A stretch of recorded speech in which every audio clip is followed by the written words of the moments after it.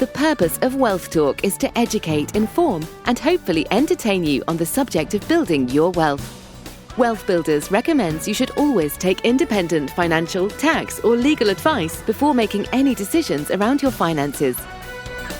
Today's episode is brought to you by WealthBuilders Membership, a proven step-by-step process that helps you achieve financial security within 2 to 3 years. To find out more, head to wealthbuilders.co.uk/membership. Welcome to episode 232 of Wealth Talk. My name's Christian Rodwell, the Membership Director for WealthBuilders, joined today by our founder, Mr. Kevin Whelan. Hi, Kevin. Hello, Chris. Great to be with you again, and such a pleasure to have a real, true friend of WealthBuilders, having moved up a level, the transition from where he was when he first met us into, well, who he's become now, which is I'm not going to say an ugly duckling turned into a swan or a caterpillar turned into a butterfly, but there's probably some truth in there somewhere. It's incredible to see the transformation in our member Neil Moggan, who is our guest today, and in particular focusing in on Neil's passion, which is all around helping children and specifically around mental health, anxiety, behavioural issues that we know exist a lot. It seems to be becoming very prevalent, Kevin, in our society today, and Neil is making a real stamp and helping many children with his work. Yeah, and it's an outstanding thing to see. And while I'm not qualified to speak very much about the subject matter, I can comment in just layperson's terms that I think the current generation don't see anything but uncertainty.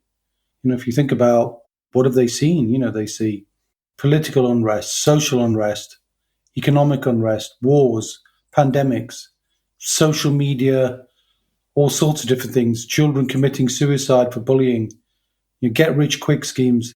Everything that is about negative seems to be prevalent in today's society. And as a challenge that affects young people in a different way to the way it affects us. And Neil sees it right to the sharp end.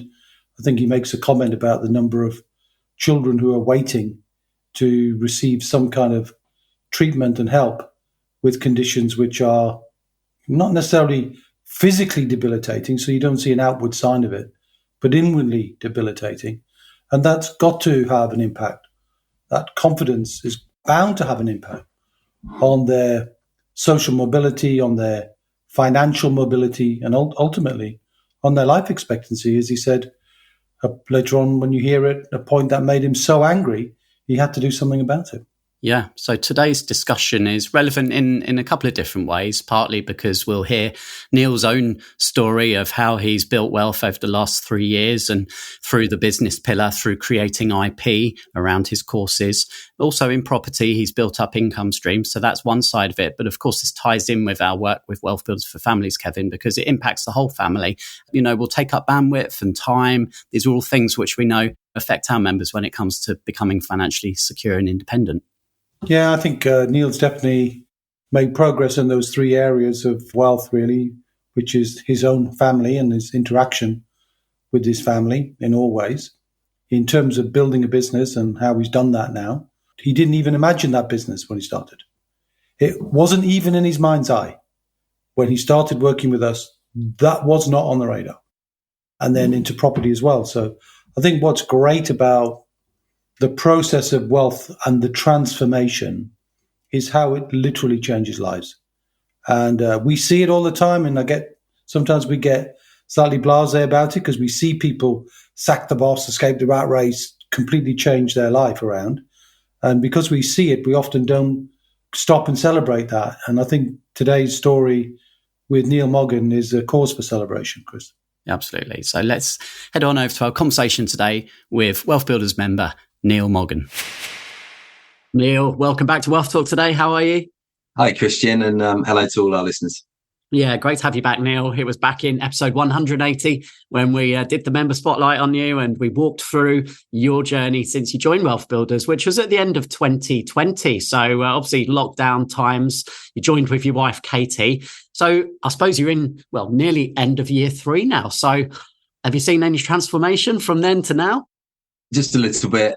I really got into financial literacy at the start of lockdown. I came across Kevin's 7 Pillars book and from there, we signed up for the WealthBuilders Academy, and it's been a fantastic journey. We've developed a property company, so my wife tends to run that around student HMOs, and then developed a sideline business alongside my teaching role, and that's kind of mushroomed a bit bigger than I was anticipating and expecting, as I love teaching. So, but I left my job at Christmas time to focus on that properly. So yeah, it's been a fantastic journey, really. It's been very inspiring, and we've met some fantastic people through it. And it's really enriched our lives, and it's also really protected us from kind of the cost of living crisis. I dread to think the position we'd have been in as a family and what would have happened to our living standards. But that, because of the work that we did with WealthBuilders over lockdown, it's really protected us. So we're very thankful to WealthBuilders.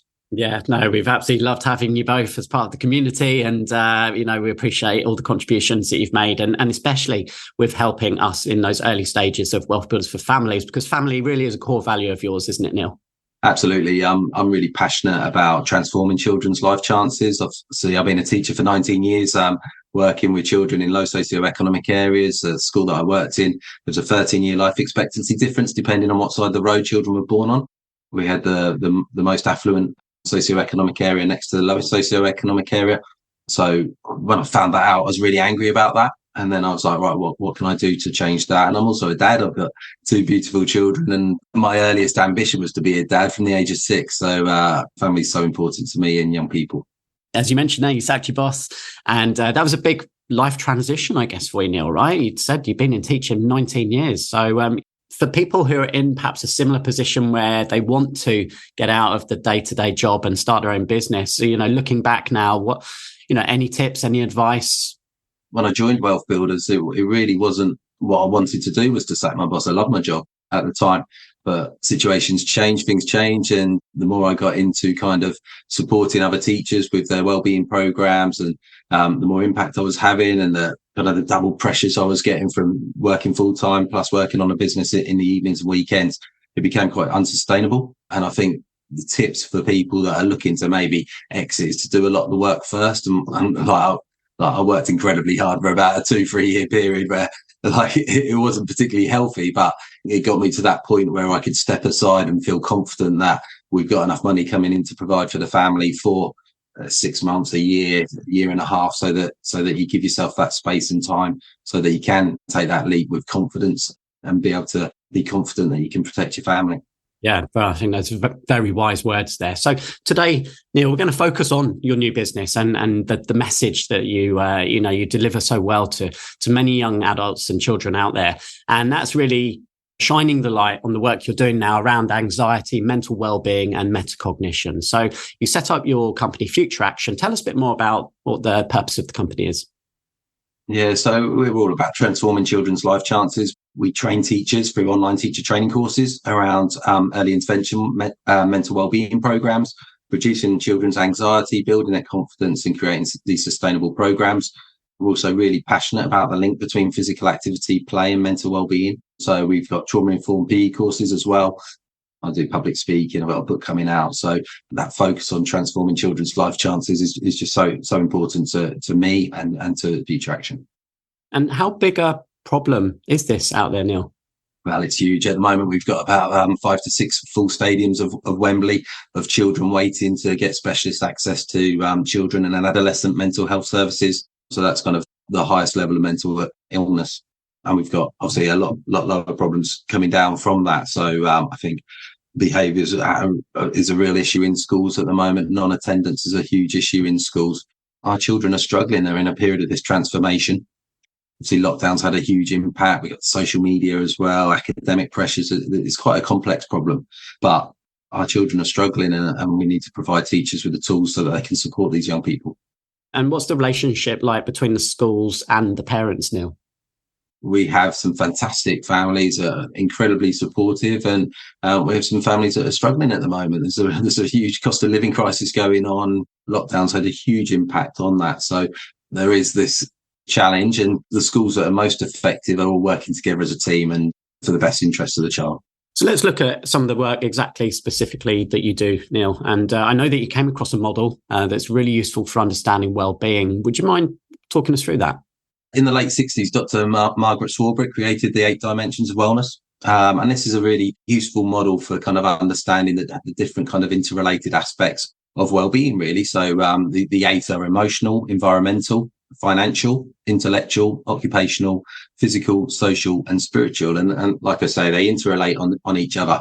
That was really interesting for me when I saw that, because I was like, right, what can we do about emotional? What can we do about physical? What can we do about financial? When I was thinking about supporting our young people that maybe didn't get that support from their homes. Yeah. And in terms of the products, the courses that you've created, Neil, do they focus on all of those areas? No, we tend to focus on the emotional aspect side and the physical aspect, so the link between physical activity and mental well-being. But as I came across this, and as I came across WealthBuilders, I tended to do a lot around financial literacy as well. So my role in school was a director of sports, health, and RSHE. RSHE stands for Relationship, Sex, and Health Education. And under that fits personal, social, health, and economic education. So that's where financial literacy sits in that. As I was doing the WealthBuilders Academy program, I was thinking, why isn't this taught in schools? Like, children need to know this. So I did some enrichment programs with 12 and 13-year-olds around this. And they were like, why aren't we learning this? This is so simple compared to what we're teaching in maths. It is based around Kevin's work around assets, build cash flow, and the difference between an asset and a liability, because a lot of financial literacy in schools is quite unambitious. And that's one of my frustrations, is I see the same old budgeting. And yes, budgeting's important, but let's give some kids some hope. Let's say, look, you can lead the life that you want to lead if you understand what you ultimately want to get to, and that can fund your lifestyle in however way you want to live your life. I've been asking previous guests on other episodes, Neil, why do you think financial education isn't taught in schools? But you're really well placed to perhaps give a different perspective. Yeah, a couple of reasons. So firstly, when you think about why schools were created in the first place during the industrial times, it was to create a workforce. And the school system is so huge now that it's very difficult to evolve. And that's one of the challenges when the world's moving at such a fast pace. And the school system really struggles to adapt to that. Like even stuff like the internet, you could argue that schools haven't adapted that well to that. And the second point, Sir Alex Ferguson makes a really interesting point, that it's intentional by our leaders to create that workforce, keep people in their place. And I'm not sure. I think there's obviously a lack of knowledge about financial literacy amongst teachers, amongst education as well.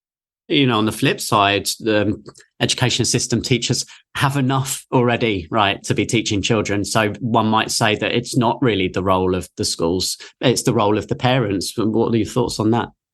I get that. And I think that there are some so many teachers in this country are absolutely brilliant and are heroes for what they do on a day in, day out basis. And they're being let down by the system, and our children are being let down. Now, when it comes to families, yes, it's great if you've got that supportive family, but what if you haven't got that supportive family? Like, none of us choose where we're born. And that was the issue that I had, was these families absolutely love their children, but maybe they didn't have the knowledge or the expertise to teach their children. And so what do we do about those children? So that's why I'm so passionate about it being in schools. But I'm also really passionate about, right, how can we get this message to as many people as possible? And when we support the family's financial situation, and when they teach those lessons on, then everyone benefits, because we know that the relationship between financial income and health outcomes. And the link as well between income and life expectancy, isn't there? It's quite complex, but basically, the more income the family has, then the greater access they have to healthcare. The more likely they are to have healthier lifestyles through access to gyms and healthy eating, less stress in their lives because they've got more freedom over choice of how they live their lives. And then obviously they pass that knowledge down to the younger generations, and that continues. So it's quite complex, but they're kind of some of the main reasons between that link between financial literacy or income and life expectancy. It's been so fantastic just seeing your progress, Neil, over the last 2 or 3 years, and especially obviously since you decided to leave teaching. And last year, in fact, in 2022, you were runner-up, weren't you, in an award, Financial Teacher of the Year award. Tell us about that.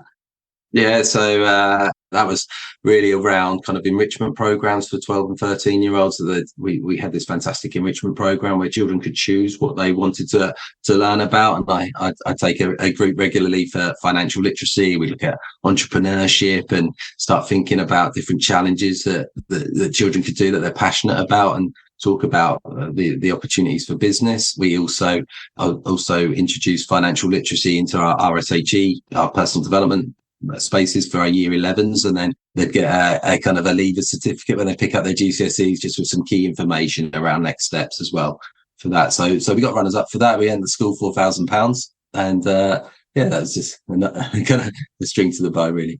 Yeah, that's really good. And obviously when we were working together, looking at the WealthBuilders for Families program initially and looking at age appropriate lessons, because you've got young children, obviously 5 years old, up to young adults, 25 years old, and the lessons are going to be very different, aren't they? And any thoughts on when you feel is an age that's really impressionable that you can start to have these conversations with children? Some of the evidence is about your habits are developed by the age of 7. We want to start early. Like with my little girl, she's 8 now, but when she was about 4 or 5, we started talking about it, reading stories together, and she loves them. I was asking her the other day what she enjoyed the most, because we've done quite a bit around financial literacy. It's a lovely way for us to bond together, really. And she said that she enjoyed the stories that we read together, and we're now revisiting those stories. Our favourite one is Grandpa's Fortune Fables by Will Rainey. So it's a brilliant book, and we're going to reread it once we've finished her last set of books, just because the lessons you can obviously take more in as the children develop. But there's nothing like having a cuddle with your daughter and reading to her, and that makes such a key difference. For just reading with your kids is huge in terms of their development, their literacy. So that was the big thing that she really liked. But what I've tried to do with her is really try and personalise the content to what she's interested in. So my little girl, she loves fashion and beauty and ice creams. She's created her own business called Glow Up. We go on Canva, we created the logo, we put a price list together, and then she created a video that she sent out to my wife's family about how she was going to do this. Well, I was sat watching the England playing the Six Nations, and she fleeced her mother-in-law, my mother-in-law, father-in-law, uncles, aunties for about 21 quid, I think it was in the end, just doing their nails, giving them a massage, stuff like that. So they're the little things that we've done. And then junior ISAs, every time she has birthday or Christmas, we talk about, how much are you putting in your junior ISA? She knows I put away money for her each month as well. And then I kind of give her updates, but she says that's a bit dull. But I think it's important as a parent that I'm giving her that opportunity. My son's now 4, so it's now getting to the point where I need to start the process with him. I think younger than 4 is a bit harder. And is that rubbing off on any of her friends? And what about at school? Proud dad moment was she had her personal development lesson, and the teacher asked, what are the ways you can use money? And her hand was straight up. She had spend, save, invest, give. And the teacher was very impressed. And she ended up getting higher than expected for her progress in BSHE. I'm sure it was just based on that question alone. I love that. Absolutely brilliant. Well, talking of books, obviously you've got your first book coming out. You've been working hard on this. Tell us a little bit more about that. Yeah, so it's been published by Scholarly. It's called Time to Rise. It's about what schools can do to support children's mental health, mental wellbeing. There's 4 parts to it.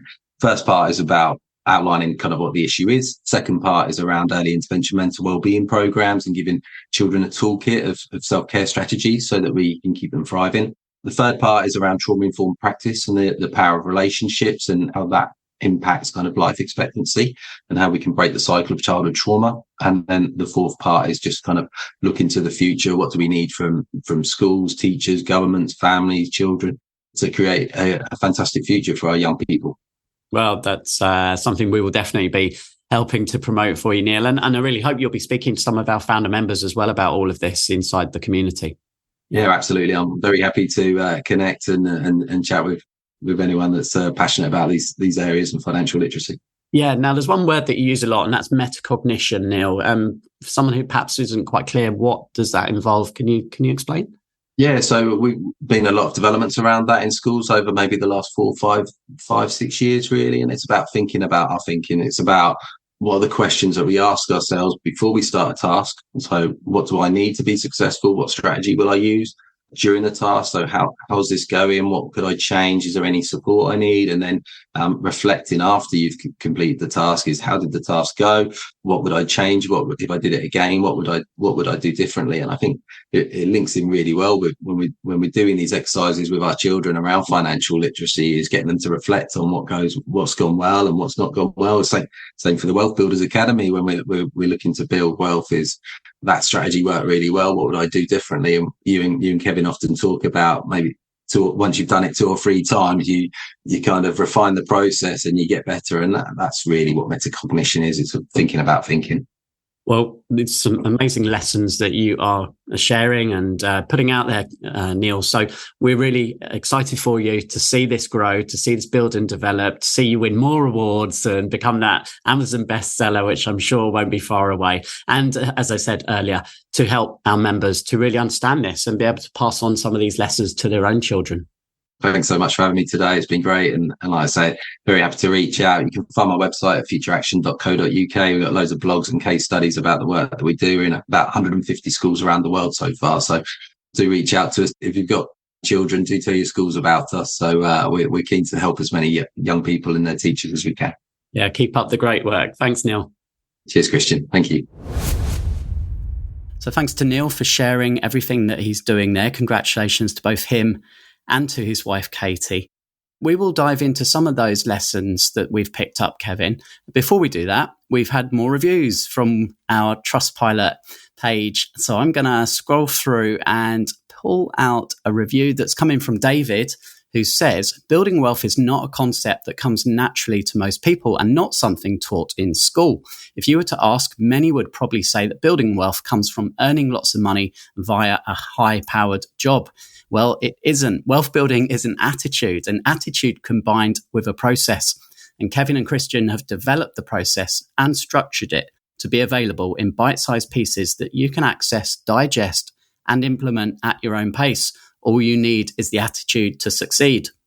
Can't argue with that. I mean, there's a whole bunch of lessons in that review right there. But thank Dave for the review, and I'm glad that he's getting some value. And you can clearly see Neil's had value, not just a statement about attitude and state of mind in terms of mindset, but what he's actually done with it. And I think there's a spectacular change. And I mentioned before the interview, having a business wasn't really on the radar.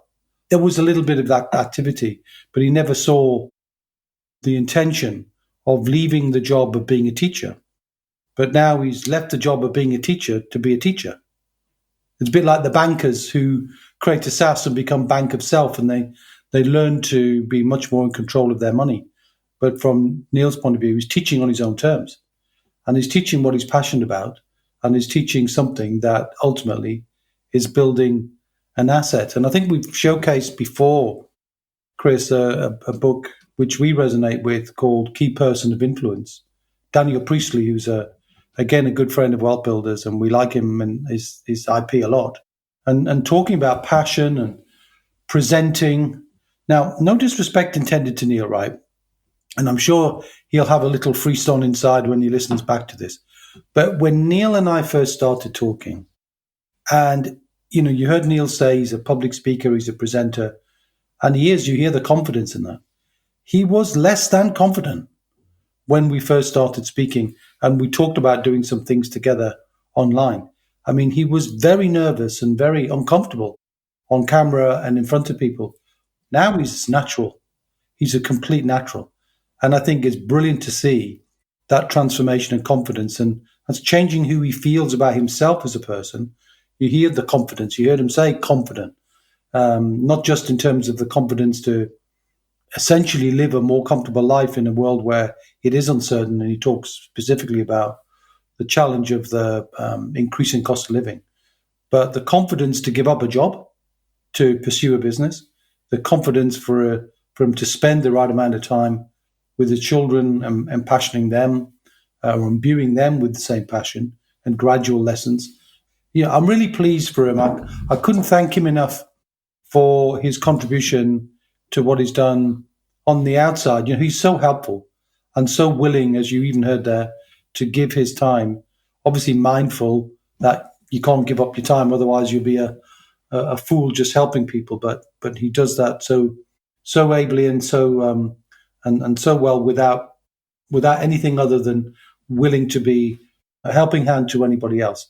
Almost that imagination we've had many times, Chris, of you crossing a bridge and you've extended your hand behind you to welcome and to help somebody else who's a little further, but you need the humility to stick your hand in front of you and say, can you help me? And we helped him, and we're glad we did. And now he's helping others and helping himself too. And I think it's just great to see.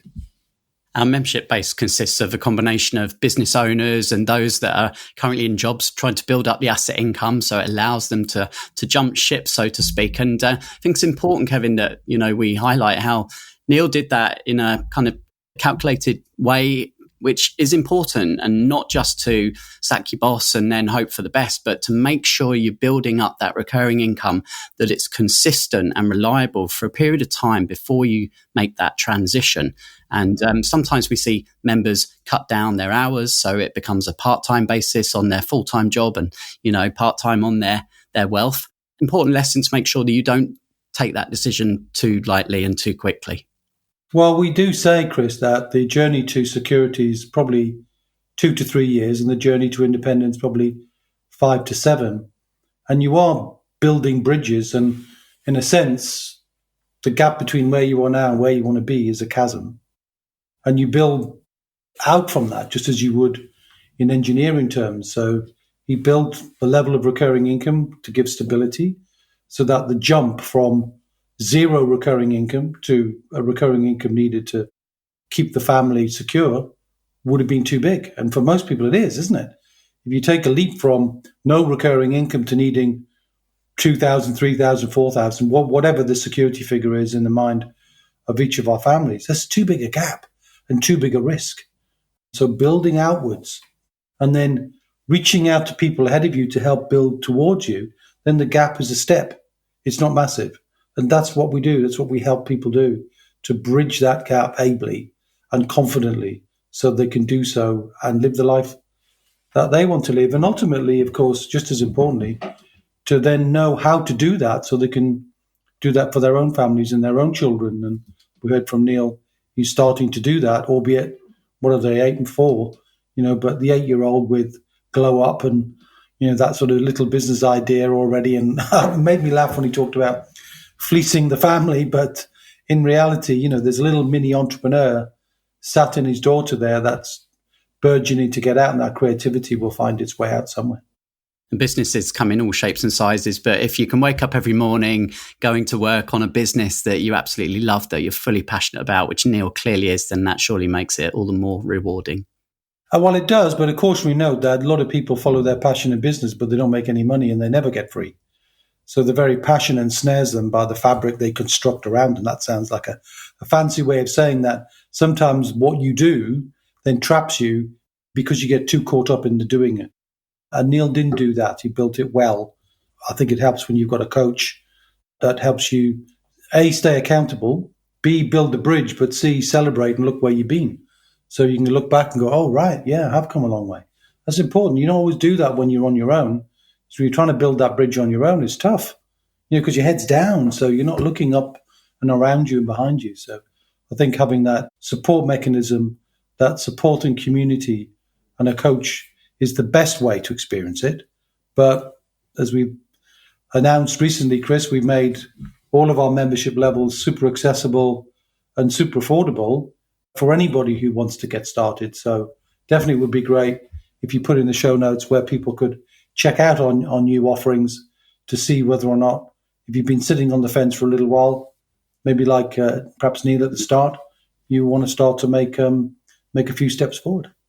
For sure. Head to the WealthBuilders website. We've made lots of changes over the last couple of months. You can see our new membership plans, all of our podcast archive, video recordings, lots and lots. Head to wealthbuilders.co.uk for more information. And we'll look forward to bringing more of our member success stories in forthcoming episodes, Kevin. Always love to see that, Chris. And if we can showcase somebody every month so that we've got a nice balance of new ideas, success stories, some great people, some CEOs that we're interviewing now, lots of exciting things to share in 2024, and not least a fantastic experience of the cash flow game that you've been pioneering, and we're now getting some incredible numbers of people turning up to play a game. And somebody said to me, I can't believe you're getting grown-ups to play Monopoly and coming to it and paying for it. It's like, yeah, they are. But it's Monopoly with meaning, isn't it, really?